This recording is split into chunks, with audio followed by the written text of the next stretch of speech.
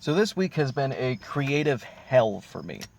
Um, After making my ballad song, I decided I wanted to make a little tiny knife to go on my keys, which sounds simple enough.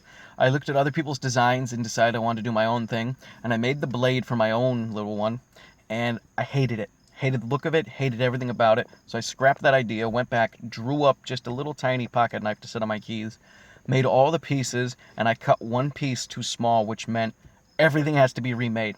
So I scrapped that idea because I was aggravated, and I've seen a simple design I've seen a couple people do before, and I'm like, you know what, I'm just going to do that. So I made that design, and my handle snapped in half.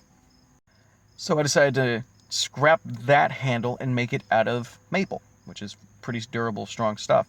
And I got to this point right when I was about to start shaping it, and the back cracked. So this one was trash.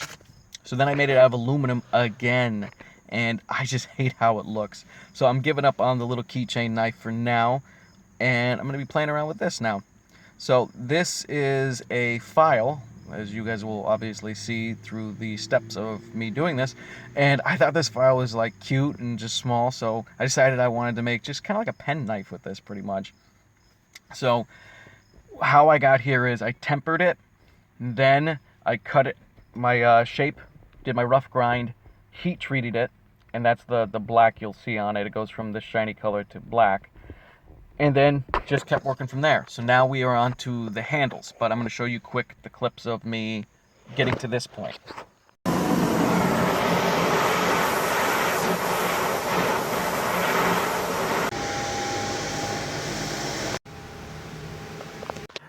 Okay, kind of can't hold my phone and do this at the same time, but we're about to cut a groove to fit this down these. So, got the scales cut for it. If you notice, there's a little gap down here. I left about a ½ inch. It makes it fit my hand a little bit better, and I can stick a wooden piece in here later and close off that hole. Now with my handle cut to length, I can drill the holes through my tang and get my pins set before everything gets glued up. But before that, I'm going to attempt to make an abaki. That is a blade guard that goes in between the blade itself and the handle, and it helps you close it into the sheath tightly. Well, I don't have sheet brass, and other than online, I really don't know where to buy it. So I picked up these. These are copper ring terminals, and it's pretty thin copper. So the idea is, if I cut the ring off the end, then I just have a thin copper tube that I might be able to hammer around this. Let's find out.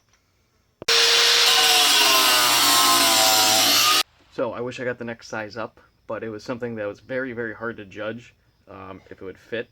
And I got it to fit. It's not the best, but it looks pretty cool. So let's move on. Alright, so we're going to have to roll with 2 holes instead of 3 like I wanted, because I bought these today. Mibro, and it literally says on the package, hardened steels. Like, it says it on this.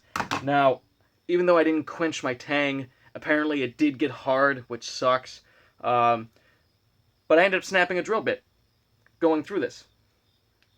And it's meant for hardened steel. So I got the handle gluing up now, and I'm going to let it sit overnight.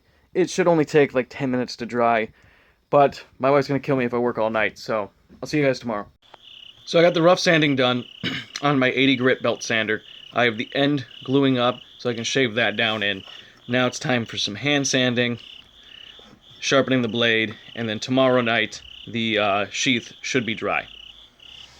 So I decided to do all of the sanding off camera because the scabbard had to match the shape of the handle, and that was something I was a little nervous about.